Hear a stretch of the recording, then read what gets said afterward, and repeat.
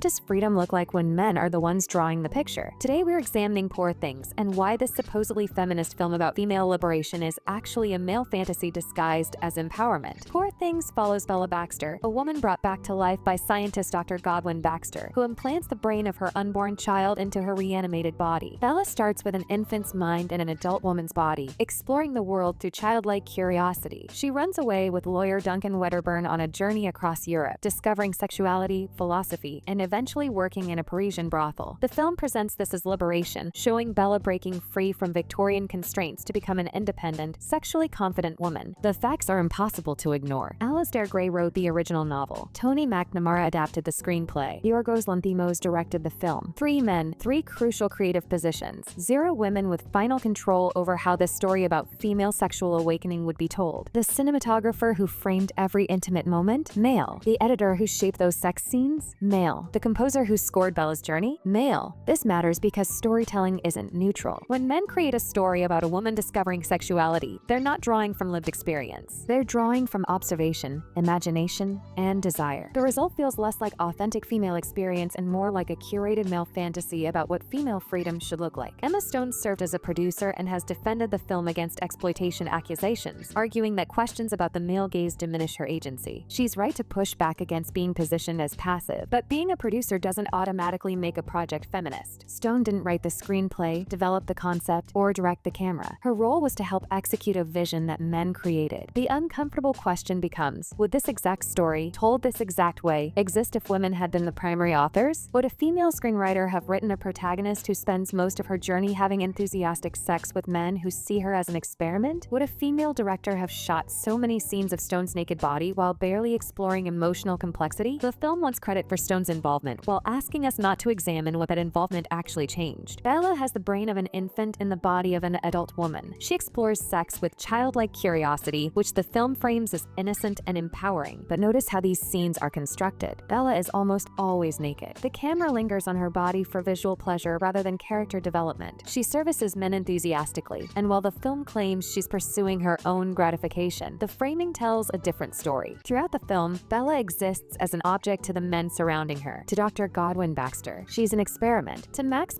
Candles, the medical student, she's a romantic interest despite the fact that he essentially watched her grow from infanthood. The film presents Max's proposal as sweet and patient, but the power imbalance is deeply uncomfortable. To Duncan, she's a sexual conquest who should remain naive enough to worship him. This is the born sexy yesterday trope in action. Film critic Jonathan M.C. Intosh coined the term to describe a character with a woman's body and a child's mind who becomes sexually available without understanding social norms or consequences. It's a male fantasy because it removes comparison, judgment, or rejection. The man doesn't have to be a good lover because she has no frame of reference. He doesn't navigate consent or emotional complexity because she doesn't understand those concepts. Bella exists in exactly this space, and the film never interrogates why that might be exploitation rather than liberation. If Poor Things were genuinely interested in female experience, it would include the aspects of womanhood that men find inconvenient. Bella never gets her period. The film never addresses pregnancy risk despite her extensive sexual activity. She never experiences physical pain, hormonal shifts, or biological vulnerability. These omissions reveal whose comfort the film prioritizes. The film also ignores the emotional landscape of sexuality. Bella never experiences heartbreak, never grapples with vulnerability, never questions why sex with strangers might feel hollow. Here's where the male fantasy becomes most obvious. Bella has sex with men she openly finds repulsive. She tells brothel clients they smell but sleeps with them anyway. She finds Duncan odious but continues their physical relationship. These men are older, less attractive, sometimes deformed, yet Bella remains enthusiastically available. What kind of liberation is this, where attraction doesn't matter and desire is divorced from connection? This isn't how women experience sexuality. This is how men fantasize women experience sexuality, as pure physical transaction devoid of preference or emotion. The film presents a woman who wants sex constantly, never says no, doesn't require emotional connection, and looks like Emma Stone. This character exists to reassure men that female liberation means more sexual access for them. She confirms that if women were truly free, they'd behave exactly how men want them to behave. The sex work portrayal reveals this perspective clearly. Bella enters a brothel and thrives with no trauma, no exploitation, no recognition of industry violence. The film frames Bella as winning these transactions, exploiting the men. But 68% of sex workers meet criteria for post-traumatic stress disorder, nearly 10 times the rate among war veterans. Acknowledging this truth would complicate the thesis that sexual availability equals freedom. Here's the most damning detail. The original novel ends with Bella revealing the entire story is an inaccurate, sexualized fantasy created by her husband. The book explicitly frames the narrative as male fantasy rather than female reality. The film removed this ending completely. Instead of keeping the novel's self-aware critique of male storytelling about women, the movie presents that sexualized fantasy as literal truth. The filmmakers had a built-in commentary on male fantasy and chose to erase it. Poor Things takes the language of liberation and uses it to package fantasies about female bodies existing for male pleasure. Bella Baxter isn't free. She's a male-authored fantasy of freedom, created by men who confuse their desires with women's autonomy. The film's success reveals how little we've progressed in understanding what feminist storytelling requires. When we call films feminist simply because they show female nudity without shame, we accept male fantasies as substitutes for authentic female experience. This is Ladies First, watching women in movies. Here, we empower women by reviewing and discussing films that highlight their stories, struggles, and achievements. Don't forget to like, subscribe, and share your thoughts in the comments.